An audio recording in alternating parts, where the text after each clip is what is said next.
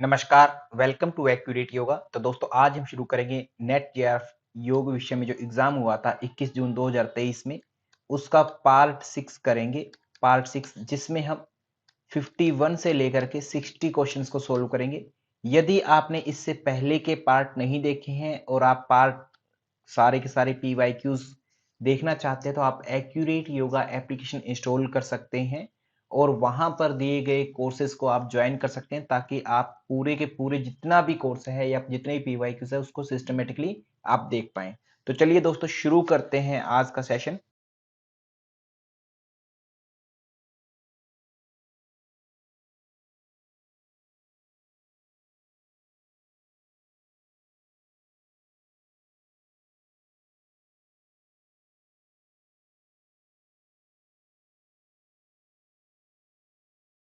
यदि आप भी एनटीए नेट जेआरएफ के अंतर्गत योग विषय में अपना एग्जाम क्रैक करना चाहते हैं तो आप अभी accurate yoga application Google play store से इंस्टॉल कर सकते हैं। इसमें आपको हम पूरा सिलेबस प्रोवाइड करवाते हैं पेपर 2 और पेपर 1 के लिए। पेपर 2 की बात करें तो इसमें आपको स्पेशल रिकॉर्डिंग पूरे सिलेबस की, लाइव क्लासेस की रिकॉर्डिंग, क्विजेस, क्वेश्चन आंसर आप खुद कर सकते हैं 24/7, कभी भी किसी भी टाइम कर सकते हैं। टॉपिक वाइज और यूनिट वाइज अरेंज किए गए हैं और साथ में PYQ previous year question paper जो है डेप्थ में एनालिटिकल वीडियोस आपको मिल जाती है, जो कि आपकी मोस्ट इंपोर्टेंट पार्ट होता है एग्जाम का, वो सारा का सारा इसमें मिल जाता है। ये एक साल की फीस जो है 12,000 रुपीज है, इसमें आपको मिल जाता है। इसके साथ में यदि आप पेपर 1 भी करने के इच्छुक है तो पेपर 1 हम आपको बाइलिंगुअल इंग्लिश और हिंदी दोनों लैंग्वेज में करवाते हैं। तो ये जो है सभी पेपर्स के लिए कॉमन होता है, चाहे आपका कोई भी पेपर है सबके लिए कॉमन होता है, चाहे योग है, संस्कृत है या इसके अलावा कोई पेपर है। तो आपके कोई अन्य जानकार है उनको भी आप रिकमेंड कर सकते हो पेपर 1, जिसमें आपको लाइव क्लास की रिकॉर्डिंग और क्विजेस इसमें भी मिलती है। तो ये तीनों चीजें मिल जाती है। ये आपको 12 मंथ्स के लिए ओनली 5,000 रुपीज में, 5,000 रुपए में 5K में अवेलेबल हो जाती है। अगर आपको कोई भी क्वायरी है तो आप दिए गए कॉन्टैक्ट नंबर पर अपना कोई भी मैसेज छोड़ सकते हैं, कॉल कर सकते हैं ताकि आपकी क्वायरी सोल्व हो। सबसे पहले है क्वेश्चन नंबर 51। यहां पर कहा गया है कि a healthy individual is lifting his knee joint toward chest, कि जैसे हम एक तरह से पवन मुक्तासन करते हैं वो वाली सिचुएशन बताइए इन्होंने, कि हम पवन मुक्तासन में क्या करते हैं, अपने घुटने को छाती की तरफ लाते हैं। तो इस मूवमेंट को क्या कहेंगे? तो देखो, घुटने को छाती की तरफ लाने से जो हमारा घुटने वाला एरिया है, जंघा है और पेट है, उसके साइड में एंगल कम होगा। एंगल कम होने को हम बोलते हैं फ्लेक्शन मूवमेंट, फ्लेक्शन। तो हमारा इसका उत्तर क्या होगा? ऑप्शन नंबर ए जो है राइट हो जाए, फ्लेक्शन। आगे की तरफ कोई भी ज्वाइंट आगे की तरफ बंद होगा तो उसको हम फ्लेक्शन बोलते हैं। एक्सटेंड वर्ड यूज होगा, आपको पता होगा, एक्सटेंड, वारंटी एक्सटेंड करवाना ऐसे, तो मतलब उसको बढ़ाना, कि कोण जो है, एंगल, एंगल को इंक्रीज करना, ये आपका क्या होता है? एक्सटेंशन। जैसे कि आप हस्तोत्तान आसन करते तो आगे तरफ झुकते तो कोण कम हो जाता, पीछे झुक गए तो आगे का कोण क्या हो गया? एक तरह से बढ़ गया, एक्सटेंड कर गई बॉडी, एक्सटेंशन। या हम कहें पवन मुक्त आसन से हम सीधा पैर कर देंगे तो एक्सटेंशन की तरफ जा रहे हैं। ट्विस्टिंग की बात की जाए तो ट्विस्ट करते होते हैं बॉडी को, जैसे मत्स्येंद्र आसन में, मत्स्येंद्र आसन होता है तो उसमें हम क्या करते थे? ट्विस्ट करते थे। रोटेशन भी समथिंग लाइक ऐसा ही है, जैसे गर्दन को हम रोटेट करते होते हैं अपने चारों तरफ एक्सिस पर, गर्दन की एक्सरसाइज करते हैं तो रोटेशन करते होते हैं। तो रोटेशन में भी एक तरह से घुमाना होता है, ठीक है। तो ये जो है आपको याद रखना है। इस प्रश्न का उत्तर होगा अपना ऑप्शन नंबर 1। ये मूवमेंट सारी की सारी आप अच्छे से ध्यान रखेंगे। इसके साथ में एक दो मूवमेंट और होती है, जैसे अडक्शन और एबडक्शन। अबडक्शन की बात की जाए तो हाथों या पैरों को सेंटर लाइन से दूर लेकर के जाना किसी भी अंग को, और एडक्शन की बात की जाए, ऐड करना बोले तो सेंटर लाइन की तरफ में हाथों या पैरों को लाना, बीच में लाना, मतलब, ठीक है। तो ऐसी बातें भी आप जान करके रखेंगे, बहुत इंपॉर्टेंट होती हैं आने वाले प्रश्नों में। आगे बात करते हैं, नेक्स्ट है क्वेश्चन नंबर 52। यहां पर योग सूत्र से प्रश्न पूछा गया है, योग सूत्र से प्रश्न पूछा गया है। समाधि पाद की बात करें, एक ही अगर हम बात करें तो ये समाधि पाद से हमसे पूछा गया है। 47 नंबर सूत्र है, वहां से निर्विचार विचारते अध्यात्म प्रसाद है। तो इसका ए का 3 ही होगा, इतना अगर पता है 147 ऐसे याद रख सकते हैं आप। आगे विभूति पाद की बात करें या अन्य की पाद की बात करें, जैसे साधन पाद होता है, साधना लिख रखा है यहाँ पर, साधन पाद होता है। इसमें दृष्टि दृश्य संयोगो हेय हेतु, की संयोग का कारण क्या है? दृष्टा और दृश्य, कहते ये जो है, कहते इनका संयोग होगा तो हे हेतु मतलब दुख का कारण हो जाएगा। 2/17 में चर्चा की गई है। अन्यों की अगर हम बात करें इसी में, तो विभूति पाद जो तीसरा पाद होता है, मूर्ध ज्योतिषी सिद्ध दर्शनम, तो सिद्धों का दर्शन होता है, कहते हैं मूर्धा में चित्त ज्योति का ध्यान करने से। इसकी बात की गई है 3/3 में। आगे अन्य बात करें कैवल्य पाद के लिए, दृष्टि दृश्यो उपरक्तम चित्तम स्वार्थम, ये बात की गई है 4/23 में। तो ये सूत्रों की एज इट इज संख्या पूछी गई है आपसे, इसके बारे में आप जान लेंगे, सिंपल सा हो गया। इसलिए मैं कहता हूं कि आपको जो है योग सूत्र अच्छे से कंठस्थ होना चाहिए। अगर कंठस्थ कर लेंगे तो आपका एक सिंगल प्रश्न भी गलत नहीं होगा।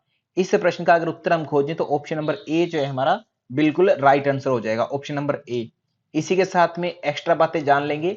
चारों पाद है, चारों पादों में अगर बात करें, पहले पाद में 51 सूत्र है, दूसरे में 55 है, तीसरे में भी 55 या 56 हो जाते हैं अगर 196 है तो फोर्थ में 34 सूत्र हो जाते हैं। तो इस प्रकार से चार पादों में सूत्रों की संख्या टोटल 195 बताते हैं, कुछ पुस्तकों में हमें 96 भी देखने को मिलता है, 196 भी, तो थोड़ा ध्यान रखेंगे। इसी के साथ हम आगे बढ़ते हैं नेक्स्ट पार्ट पर। नेक्स्ट है क्वेश्चन नंबर 53। इसमें क्वेश्चन आईडी 10007 ये क्वेश्चन आईडी दी गई है। यहां पर हमसे फिर से सूचीबद्ध करने के लिए प्रश्न पूछा गया है। ये प्रश्न अगर देखें ध्यान से तो इनका ऑप्शन देखने से मालूम होता है कि ये गेरेंट संहिता से प्रश्न दिया गया है।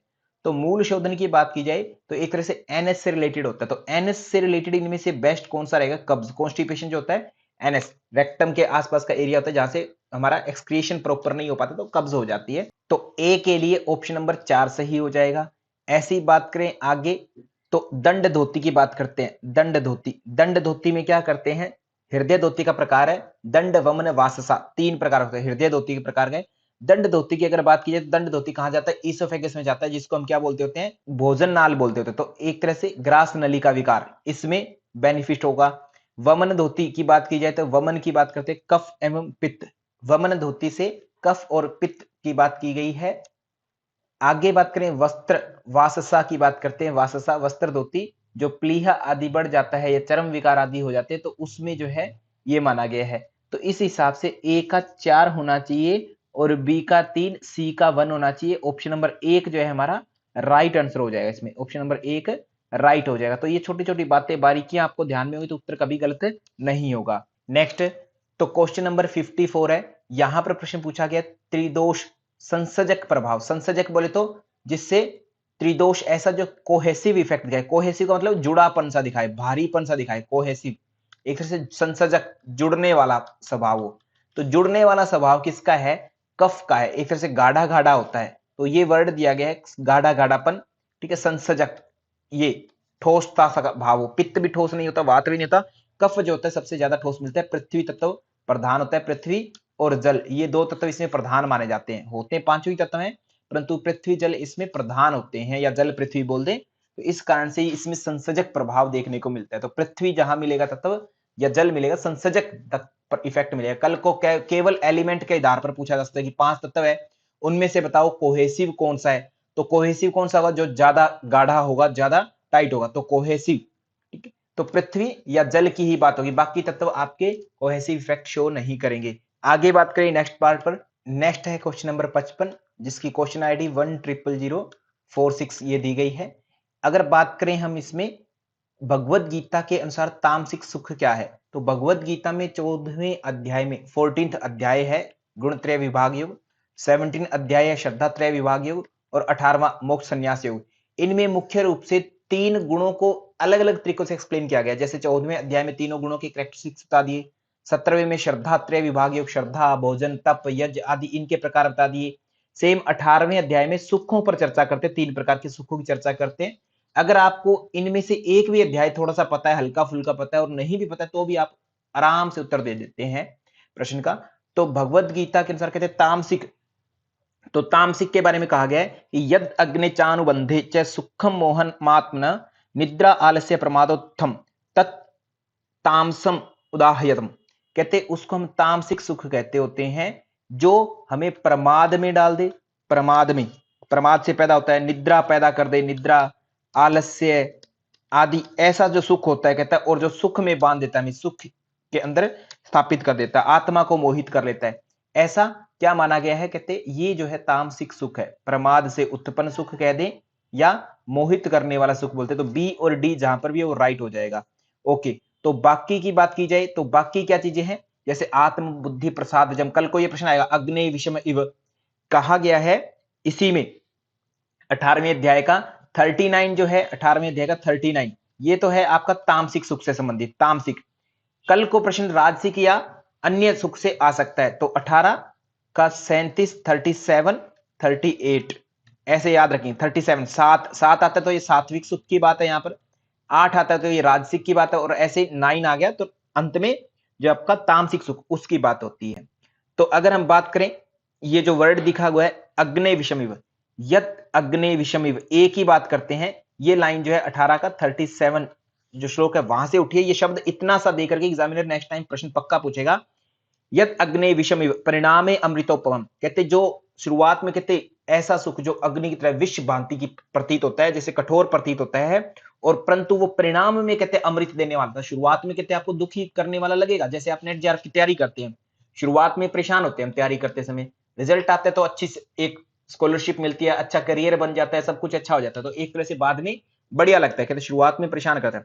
तत्सुखम सात्विकम प्रोक्तम आत्म बुद्धि प्रसादजम, कहते तब वो सात्विक सुख होता है जो आत्म बुद्धि प्रसन्न करने वाला होता है। क्या, आत्मा और बुद्धि को प्रसाद प्रसन्न करने वाला होता है। ये 1837 का ही अंतिम वर्ड है। तो ऐसे करके ये श्लोक मैनेज करना भी आ सकता है कि ए 1 2 3 4 सीक्वेंस में करिए श्लोक को, थोड़े थोड़े वर्ड दे देंगे ऐसे श्लोक के आधे आधे भाग, तो उनको कर सकते हैं। या कल को कह देंगे सात्विक सुख के लक्षण बताओ, तो ए और ई ये आपका सात्विक सुख के लक्ष्य हो जाएंगे, और अमृत के तुल्य भी सी भी हो जाएगा, ए सी ई, तीनों के तीनों वर्ड अमृत एक तरह से सात्विक सुख के समान है। राजसिक सुख की अगर बात की जाए, अगर हम राजसिक सुख की बात करें तो वहां पर कहा जाता है विषय इंद्रिय संयोग आद्य तद अग्रे अमृतोपमम परिणामे विषम इव तत्सुखम राजसम स्मृतम, कहते जो भोग काल में तो कहते अमृत जैसा लगता है, जैसे इंद्रियों से हम भोजन खा रहे हैं बहुत अच्छा अच्छा, या कुछ सुगंध सुग रहे हैं, उस समय तो बहुत अच्छा लगता है, परंतु बाद में जैसे जैसे इंद्रियां कमजोर होती जाती है वैसे वैसे वो क्या हो जाता है, परिणाम में एक तरह से विष के समान होता जाता है, बीमारियां पैदा करता जाता है। तो ऐसा कहता है राजसिक सुख कहा गया है। तो 18, 37, 38 और 39 ये तीनों जो है आपको श्लोक कंठस्थ कर लेने, इनसे गारंटेड नेक्स्ट टाइम में प्रश्न बनेगा, बहुत ही प्यारा प्रश्न बनेगा अगली बार। तो इस प्रश्न को अगर मैंने बताया कि 14वां अध्याय पढ़ लो या 17वां, उसके हिसाब से भी उत्तर दे सकते थे, बट एक्चुअल में ये प्रश्न जो है 18वें का 37, 38 और 39 यहां से उठाए, तो इन तीनों श्लोकों को आप कंठस्थ जरूर कर लेंगे। इसी के साथ हम चलते हैं नेक्स्ट प्रश्न पर। इस प्रश्न का उत्तर होगा ऑप्शन नंबर 3। नेक्स्ट है क्वेश्चन नंबर 56। यहां पर कहा गया है inability to recognise faces despite adequate visual acuity, कहते आपकी आईज बिल्कुल ओके है, डन है, पर्याप्त क्षमता है देखने की, परंतु उसके बावजूद भी आप किसी का चेहरा नहीं पहचान पाते। किसी को देखा था, अभी आपको याद ही नहीं है कि मैंने देखा भी था या नहीं देखा था, भूल गए कौन है आप। ठीक है, ऐसी क्षमता क्या कहलाती है? इंसोमनिया। अनिद्रा तो होता है नींद का न आना, नींद न आना, ये तो उत्तर नहीं होगा, ये तो नहीं आएगा। प्री सीवरेशन, सीवियर कंडीशन हो जाती है, पर सीवरेशन का मतलब है कि आपके विचार आपके कंट्रोल में नहीं है, तो विचार बार बार रिपीटिशन होता है। जैसे ओसीडी का जो रोगी होता है उसको लगता है कि मेरे हाथ गंदे, तो इसलिए वो फिर से धोता है। वो कहीं चला गया, बाहर से घूम करके आया, फिर से उसके हाथ गंदे हो गए, फिर से उसने हाथ धोगा, या उसने अपने ही दूसरे हाथ को टच कर दिया तो लगता है फिर से हाथ गंदा हो गया, फिर से जो है बार बार हाथ धोता है कंटिन्यूअसली, वो चाह करके भी उस विचार को रोक नहीं पाता। तो ये ओसीडी के अंदर प्री सेवरेशन कि बार बार किसी थॉट का अनकंट्रोल्ड वे में रिपीटिशन होना, और डिस एग्जीक्यूटिव सिंड्रोम होता है जिसमें जजमेंट आदि नहीं कर पाते हैं, निर्णय नहीं कर पाते हैं आप किसी भी तरीके का, मेंटल एबिलिटीज बिल्कुल लो हो जाती होती है। बात आती है अब एक्चुअल प्रश्न की, तो प्रोस्पोगैनोसिया ये जो डिजीज होती है इसमें आपके पास आइज ओके सब कुछ, बट आप लोगों का चेहरा याद नहीं रख पाएंगे, चेहरा पहचान नहीं पाएंगे, भूल जाएंगे। ठीक है, तो ये प्रोस्पोगैनेसिया एक कंडीशन होती है जिसमें आपके पास क्षमता तो है देखने की, पूरी तरह से सब चीजें दिखती हैं, बट चेहरे फेसेस जो है आप रिकॉग्नाइज नहीं कर पाते हैं। तो ये इसका उत्तर है। इसके साथ में बाकी जो है प्रीसेवरेशन और इंसोम्निया आदि, इनका मीनिंग जरूर पता हो आपको, कल को प्रश्न यहां से पूछा जा सकता है। इसी के साथ हम आगे चलते हैं नेक्स्ट प्रश्न पर। नेक्स्ट है क्वेश्चन नंबर 57 जिसकी क्वेश्चन आईडी 100057, ये क्वेश्चन आईडी दी गई है। यहां पर पूछा गया है कि एट्रीब्यूट ऑफ ह्यूमन माइंड, ये ह्यूमन माइंड के गुण पूछे गए हैं जिसका कोई रेफरेंस नहीं है। तो रेफरेंस नहीं है तो इमेजिनेशन वाली चीजें हैं, जैसे मन के क्या गुण होते हैं, इमेजिनेशन होता है, अनुमान भी हम करते होते हैं मन से ही, हम कई सारे थॉट्स हमारे दिमाग में उन सबको जोड़ करके एक नई बात निकाल लेते कि शायद ऐसा है, बादल हो चुके हैं तो इसका मतलब मुझे लग रहा है कि शायद वर्षा होगी। ये माइंड की ही तो थिंकिंग है सारी सारी। ए और सी होगा ही होगा। हिप्नोसिस जो है, हिप्नोसिस माने एक तरह सम्मोहित करना, वो माइंड का गुण नहीं है, मन का गुण नहीं है, वो मन का गुण बताना है, मन के कार्य आदि या जो भी आप अन्य चीजों के कार्य, वो चीजें नहीं बतानी हमें, मन का गुण नहीं है, मन से हम किसी को हिप्नोसिस नहीं करते किसी को भी। और टेलीपैथी भी मन से नहीं की जाती होती है, इसके भी अलग कारण है। और डिडक्शन इन्फेरेंस दो प्रकार का होता है, एक तो क्या होता है इंडक्टिव होता है, इंडक्टिव होता है, और एक डिडक्टिव होता है, डिडक्टिव। ये एक तरह से अनुमान करते हैं, तो ये दोनों के दोनों क्या है, इंडक्टिव डिडक्टिव, ये भी एक तरह से मन के गुण हो जाएंगे इस प्रश्न के अकॉर्डिंग। तो ए, सी और डी ये तीनों के तीनों आपके आंसर जो है वो राइट होने चाहिए, क्योंकि प्रश्न में दिया गया है इस प्रकार हमने ये उत्तर निकाला है। ये बात आप ध्यान रखें, ह्यूमन माइंड के तीन गुण, इमेजिनेशन, इन्फेरेंस और डिडक्शन।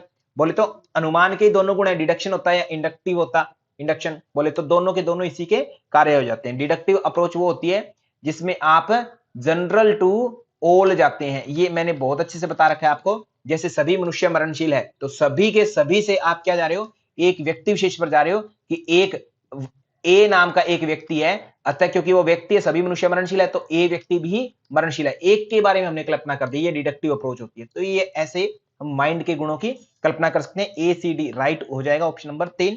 इसी के साथ चलते हैं नेक्स्ट प्रश्न पर। नेक्स्ट है क्वेश्चन नंबर 58। यहां पर पतंजलि योग सूत्र से पूछा गया वस्तु शून्यता, इतना आते ही दिमाग में आपके सामने आना चाहिए कि ये शब्द वृत्तियों से है। पहले अध्याय में समाधिपात जिसको हम बोलते हैं उसकी बात की जा रही है। कहते वृत्तियां होती है 5, प्रमाण, विपर्य, विकल्प, निद्रा, स्मृतय, ये 5 है, सीक्वेंस अच्छे से पता हुए। पहली कहते प्रत्यक्ष, अनुमान, आगमा, प्रमाणानि, ये प्रमाण कहते 3 माने गए हैं। विप्रयो मिथ्या ज्ञानम अत द्रुप प्रतिष्ठम, विप्रय का संबंध किससे है, मिथ्या ज्ञान से, मिथ्या ज्ञान से विप्रय का संबंध है। आगे बात की जाए आगम, आगम होता है एक से प्रमाण वृत्ति से संबंधित है, प्रमाण। अनुमान की बात की जाए तो ये भी प्रमाण वृत्ति का ही प्रकार है। विप्रय मिथ्या ज्ञान से हो गया, तो बचता है हमारा विकल्प। विकल्प की बात करें तो विकल्प के बारे में कहा जाता है शब्द ज्ञानानुपाति वस्तु शून्यो विकल्प है। शब्द तो होते हैं वहां पर, शब्द होते हैं परंतु वस्तु नहीं होती। जैसे जैसे उड़ने वाला घोड़ा, तो अब उड़ने वाला घोड़ा ये मैंने शब्द तो प्रयोग कर दिया, परंतु ना तो हमने संसार में कभी देखा कि घोड़ा उड़ता है, तो वो वस्तु नहीं है। उड़ने वाला घोड़ा एक्चुअल में नहीं है, वस्तु नहीं है, बट शब्द हमारे पास है। वस्तु शून्य है परंतु शब्द है, शब्द तो होते हैं वस्तु नहीं होती। विकल्प वृत्ति माने ऐसी वृत्ति को हम बोलते हैं विकल्प। बोले तो कल्पना से संबंधित कर देते हैं कभी कभी हम, तो विकल्प वृत्ति ऑप्शन नंबर 4 जो इसका राइट आंसर हो जाएगा। ये बात ध्यान रखेंगे। और बात की जाए तो अभाव प्रत्यालंबना वृत्ति निद्रा, अभाव हो जाना प्रत्ययों का, वो कौन सी वृत्ति है, निद्रा से संबंधित। अभाव का संबंध निद्रा से बताया गया है। और स्मृति की बात की थे तो अनुभूत विषय संप्रमोश है, अनुभूत किए हुए विषयों का फिर से पैदा हो जाना दिमाग में वस्तु न होने पर भी स्मृति कहलाती है। ऐसे करके हम वृत्तियों को जानते हैं और वृत्तियों के नाश का उपाय बताते हैं। कहते अभ्यास वैराग्याभ्याम तन्निरोध है, कहते इनका निरोध करना है तो अभ्यास और वैराग्य, ये दो चीजें पाई गई, अभ्यास वैराग्य, ये दो चीजें बताई गई है। इन दो को ही ध्यान रखेंगे। कल को पूछ लेंगे कि वृत्तियों का निरोध किससे संभव है, अष्टांग योग से वगैरह वगैरह ऐसी चीजें, या अभ्यास वैराग्य। तो अभ्यास वैराग्य इंपॉर्टेंट शब्द है आपका महर्षि पतंजलि जो डायरेक्ट यूज करते हैं।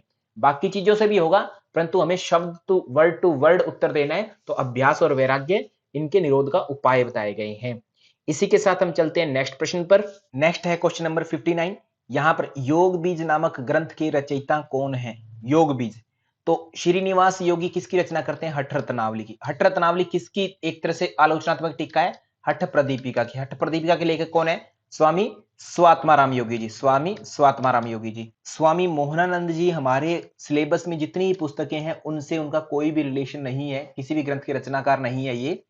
इनका जो देह समय रहा है वो लगभग 1904 से 1999 तक का समय रहा है। तो 1999 के बाद के आसपास इन्होंने अपना देह त्याग कर दिया है। गुरु गोरक्षनाथ जी की बात करें तो गुरु गोरक्षनाथ जी ही हैं जो योग बीज के रचनाकार होंगे। इनके अलावा इनकी रचनाएं वो बहुत सारी हैं। एसएसपी सिद्ध सिद्धांत पद्धति जो हम पढ़ते हैं वो भी गुरु गोरक्षनाथ जी की रचना ही है। गोरख शतकम या गोरख संहिता जिसको हम बोलते हैं वो भी इनकी रचना है। योग बीज के रचनाकार भी इन्हीं को कहा जाता है, गोरक्षनाथ जी को। योग बीज में किसी प्रकार का डायरेक्ट योग का वर्णन नहीं है, परंतु वहां पर चतुरंग योग की चर्चा की जाती है। चतुरंग का मतलब मंत्र, लय, हठ और राज, ये 4 प्रकार के योग का वर्णन हमें वहां मिलता है। चारों प्रकार के योग का वर्णन मिलता है जो कि इंपॉर्टेंट है, एग्जाम के दृष्टिकोण से आप जरूर ध्यान रखेंगे। योग बीज में प्राणायाम की अगर बात करें तो सहित और केवली दो कुंभक बताते हैं, सहित और केवली। कहते हैं जब तक केवली की स्थिति न मिले तब तक क्या करें, सहित करते रहे। और सहित में फिर वो चार भेद करते हैं, चारों भेदों को आप याद रखेंगे, सूर्य भेदम, उज्जाई, शीतली और भस्त्रिका। भस्त्रिका ये जो है चार कुंभक उस ग्रंथ में बताते हैं, ये जरूर ध्यान रखें। और चारों कुंभकों को तीन बंधों के साथ करना चाहिए, मूल बंध, उद्यान बंध और जालंधर बंध। ऐसी कहानी है पूरी की पूरी योग बीज की, वो आप अच्छे से देख लेंगे ताकि आपको चीजें क्लियर हो जाएंगी। इसके अलावा इस ग्रंथ में काक मत और मरकट मत का वर्णन मिलता है, काक मत और मरकट मत, और सिद्धियों का वर्णन है, कल्पित और अकल्पित सिद्धियों का भी वर्णन देखने को मिलता है। ऐसे कुछ शब्द विशेष इसमें प्रयोग किए गए हैं जो अन्य ग्रंथों में हमें नहीं मिलते हैं, जैसे काक और मरकट मत का वर्णन केवल और केवल योग बीज में हमें देखने को मिलता है। तो ये बातें भी आप ध्यान रखेंगे, ऐसी बातें करके एग्जामिनर प्रश्न पूछ सकता है कि काक और मरकट मत का वर्णन किस ग्रंथ में है। ऐसी कहानियां भी पूछ सकता है जो सब्जेक्ट की विशेषता है। इसी के साथ हम चलते हैं नेक्स्ट प्रश्न पर। नेक्स्ट है क्वेश्चन नंबर 60। यहां पर कहा गया है, कहते हैं highly recommend for management of varicose vein. Varicose vein के लिए सबसे बेस्ट एक्सरसाइज कौन सी बताई गई है, कौन सी प्रैक्टिस बताई गई है? तो वेरिकोज वेन में क्या होता है, एक तो इनका नाम वेरिकोज वेन है, आर्टरी नहीं है। वेन क्या करती होती है, वापिस वैसे वापिस खून जो है कहां लेकर के जाती है, हृदय की तरफ, हार्ट में, हृदय की तरफ खून लेकर के जाती है की ओर। ठीक है, वेन कोई भी होगी वो सारी की सारी हार्ट की ओर, toward heart, toward heart blood लेकर के जाएंगी। ये बात कॉमन सी अगर पता होगी तो आपको क्लियर होगा। वेरिकोज का मतलब एक तरह से भर जाना या फिर एक तरह से रुक जाना, इस अर्थ में प्रयोग होता है वेरिकोज वेन। तो आगे नहीं पढ़ पाती है ब्लड को, जैसे ये कहां होता है, अपने पिंडलियों में देखने को मिलता है। ब्लड नीचे तो चला जाता है परंतु पिंडलियों से जब ऊपर की तरफ उठना शुरू होता है ब्लड, तो ऊपर उठते उठते धीरे धीरे वो जो है मसल्स कम वर्कआउट होती है पिंडलियों की, ज्यादातर काम नहीं कर पाते हैं जो लोग इनएक्टिव रहते हैं, तो उनमें जो है वहां की मसल पंप नहीं करेंगे तो वहीं पर जो पाइप्स है, मतलब हमारी वेन्स हैं, उनमें ब्लड जो है स्टोर होने लग जाता है वहीं पर, और वहीं पर इकट्ठा होने लगता है धीरे धीरे। तो वो क्या होता है, बाहर ऐसे पाइप जो है गुच्छा सा दिखने लगता है, हमें बाहर गुच्छा सा दिखने लगता है, वही क्या है, वेरिकोज वेन है। तो वेरिकोज वेन को अब हटाने के लिए क्या करें कि उस ब्लड को हम वापस लेकर के हार्ट की तरफ। तो क्या क्या कर सकते हैं, विपरीत जितने भी आसन है वो सारे कीजिए, वो बेस्ट रहेंगे आपके। जितने भी आपको उल्टा कर दे, जैसे विपरीत करनी हो गया, या अर्ध हलासन हो गया, या इसी प्रकार से कोई भी जो शीर्षासन हो गया, सर्वांगासन, ऐसी सारी चीजें आपका बेस्ट बेनिफिट देने वाली। तो एक तो सर्वांगासन इसमें बेस्ट होगा और एक शलभासन, ये दो बेस्ट होंगे। हाईली रिकमेंड पूछा है, देखिए यहां पर पॉइंट नोट कीजिए, हाईली रिकमेंड ये जब वर्ड आ जाता है तो आपका उत्तर जो है देने का तरीका अलग हो जाता है। आप केवल वही तरीका यूज नहीं करते जो आपने मात्र पढ़ा है।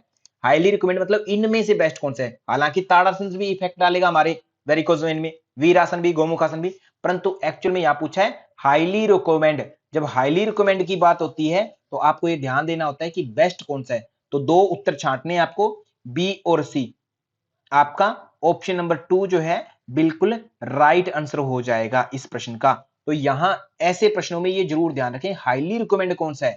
ठीक है, ऐसे प्रश्नों के इसी तरीके से उत्तर दिए जाएंगे। इसी के साथ में हमारा पार्ट 6, जिसमें हमने 51 से लेकर के 60 नंबर क्वेश्चंस को कंप्लीट किया है, कंप्लीट हो चुका है। यदि आपको वीडियो अच्छी लगी है तो लाइक जरूर करें, शेयर करें, अपने व्हाट्सएप स्टेटस पर इस वीडियो का लिंक जरूर लगाएं ताकि आपके दोस्तों को इंफॉर्मेशन पहुंच जाए कि हाँ जी ये नया पीवाईक्यूज की वीडियो आ चुकी है, और इसको जो है जल्दी से जल्दी आपके दोस्त लोग देख ले ताकि उनका भी एग्जाम बहुत अच्छे तरीके से हो। और यदि आप कोई भी कोर्स ज्वाइन करना चाहते हैं तो एक्यूरेट योगा एप्लीकेशन इंस्टॉल कर सकते हैं, उस पर दिए गए कोर्सेज को आप ज्वाइन कर सकते हैं और अपना जो भी करियर है योग में आप बना सकते हैं, क्योंकि सभी के सभी एग्जाम का सिलेबस हमेशा सेम रहता है, चेंजेस नहीं आते हैं उसमें। अगर आप ये वीडियो यूट्यूब पर देख रहे हैं तो यहां पर दिए गए बेल आइकन को जरूर प्रेस कर दें, सब्सक्राइब कर दें, ताकि आपको जब भी हम वीडियो अपलोड करें तो सबसे पहले आपके पास वीडियोस पहुंचे। So thank you to all, धन्यवाद आप सभी का, थैंक यू सो मच।